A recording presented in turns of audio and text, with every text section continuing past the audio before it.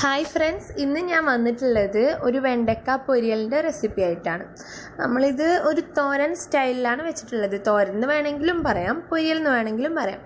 രണ്ടുപേരും നമുക്ക് വേണമെങ്കിൽ യൂസ് ചെയ്യാം കേട്ടോ. എന്തായാലും സംഭവം നല്ല അടിപൊളി ടേസ്റ്റാണ്. അപ്പോൾ എന്തായാലും വീഡിയോ കണ്ടിട്ട് ട്രൈ ചെയ്ത് നോക്കാം. വീഡിയോയിലോട്ട് പോവാം. അപ്പം നമ്മളിവിടെ ഒരു മൺചട്ടിയിലാണ് ഉണ്ടാക്കാൻ പോകുന്നത്. മൺചട്ടി ചൂടായി കഴിഞ്ഞിട്ടുണ്ടെങ്കിൽ അതിലോട്ട് നമുക്ക് വെളിച്ചെണ്ണ ചേർത്ത് കൊടുക്കാം.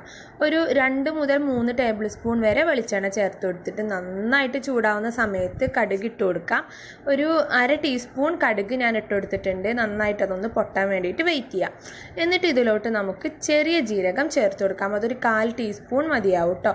ഇത് ഇഷ്ടമില്ലാത്തവർ, എനിക്കിതിൻ്റെ ഫ്ലേവർ വലിയ ഇഷ്ടമൊന്നുമില്ല, പക്ഷേ ഇത് ഇഷ്ടമില്ലാത്തവർക്ക് അത് സ്കിപ്പ് ചെയ്യാം, വേണമെന്നില്ല. ഇതിലോട്ട് തന്നെ പൊടിയായി അരിഞ്ഞിട്ടുള്ള ഒരു സവാളയുടെ പകുതി ചേർത്ത് കൊടുക്കാം. എന്നിട്ട് ഇത് നന്നായിട്ടൊന്ന് വഴറ്റിയെടുക്കാം. ഈ സമയത്ത് വേണമെന്നുണ്ടെങ്കിൽ നിങ്ങൾക്ക് കറിവേപ്പില യൂസ് ചെയ്യാം കേട്ടോ. കറിവേപ്പില ഞാനിപ്പോൾ യൂസ് ചെയ്യുന്നില്ല, അത് ലാസ്റ്റാണ് ഞാൻ യൂസ് ചെയ്യുന്നത്. അപ്പോൾ ഇത് നന്നായിട്ടൊന്ന് വഴറ്റിയെടുക്കണം. അപ്പോൾ ഞാനിതിൻ്റെ കൂടെ 2 പച്ചമുളക് കീറിയതും കൂടെ ഇട്ട് കൊടുക്കുകയാണ്. അപ്പോൾ നമുക്ക് ഒന്നിച്ചിട്ട് അങ്ങോട്ട് വഴറ്റുകയാണെങ്കിൽ ഒരു കറക്റ്റ് ടൈം ആകുമ്പോഴേക്കും, നമ്മുടെ വെണ്ടക്ക ഇടേണ്ട ടൈം ആകുമ്പോഴത്തേനും മുളകും എല്ലാം നന്നായിട്ടൊന്ന് ഉടഞ്ഞു കിട്ടും, ഒന്നൊന്ന് ഒതുങ്ങി കിട്ടിക്കോളും.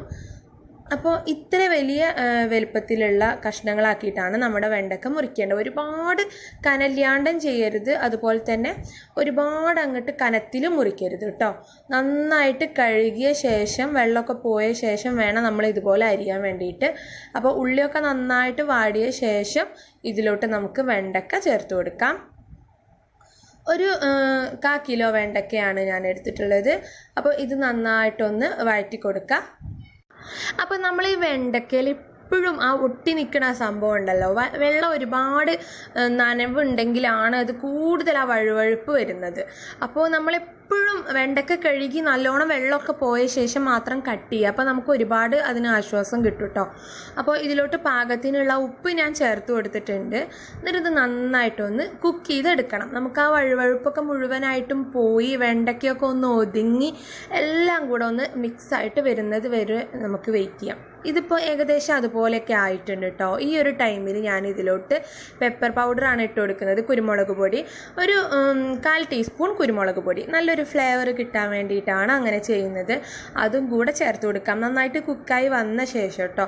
ഒരു വെണ്ടയ്ക്ക ഇട്ട ഉടനെ തന്നെ ഇടണമെന്നില്ല. എന്നിട്ട് ആ കുരുമുളകിൻ്റെ ആ ഒരു പച്ചച്ചുവ പോകുന്നത് വരെ ഒന്ന് വെയിറ്റ് ചെയ്യുക.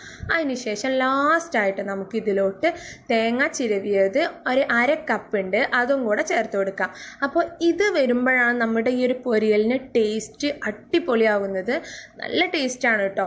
അപ്പോൾ ഇതൊന്ന് ചേർത്തിട്ട് നന്നായിട്ടൊന്ന് മിക്സ് ചെയ്ത് കൊടുക്കാം. പിന്നെ ഒരു കാര്യം, തേങ്ങ ചേർത്ത് കഴിഞ്ഞാൽ പിന്നെ നമ്മൾ എന്ത് ചെയ്യണം, ഫ്ലെയിം ഓഫ് ചെയ്യണം.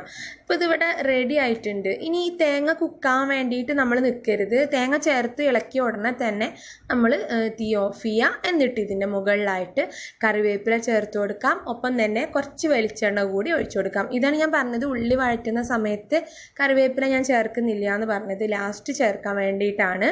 അപ്പോൾ ഇതിന് മുകളിലായിട്ട് കുറച്ച് വെളിച്ചെണ്ണ കൂടി ഒഴിച്ചെടുത്താൽ അടിപൊളിയായിരിക്കും കേട്ടോ. സംഭവം നല്ല ടേസ്റ്റാണ്. നിങ്ങൾ ഉണ്ടാക്കി നോക്കുമ്പോൾ നിങ്ങൾക്ക് മനസ്സിലാവും. വീഡിയോ ഇഷ്ടമായിട്ടുണ്ടെങ്കിൽ ലൈക്ക് ചെയ്യാനും മറ്റുള്ളവർക്ക് ഷെയർ ചെയ്യാനും എൻ്റെ ചാനൽ സബ്സ്ക്രൈബ് ചെയ്യാനും മറക്കരുത് കേട്ടോ. ഒപ്പം തൊട്ടടുത്തുള്ള ബെല്ലൈക്കൺ പ്രസ് ചെയ്യാൻ കൂടെ മറക്കരുത്. ഓക്കെ, അപ്പോൾ നമുക്ക് അടുത്ത നല്ല അടിപൊളി വീഡിയോ ആയിട്ട് കാണാവേ, ഇൻഷാ അല്ലാഹ്. Thank you.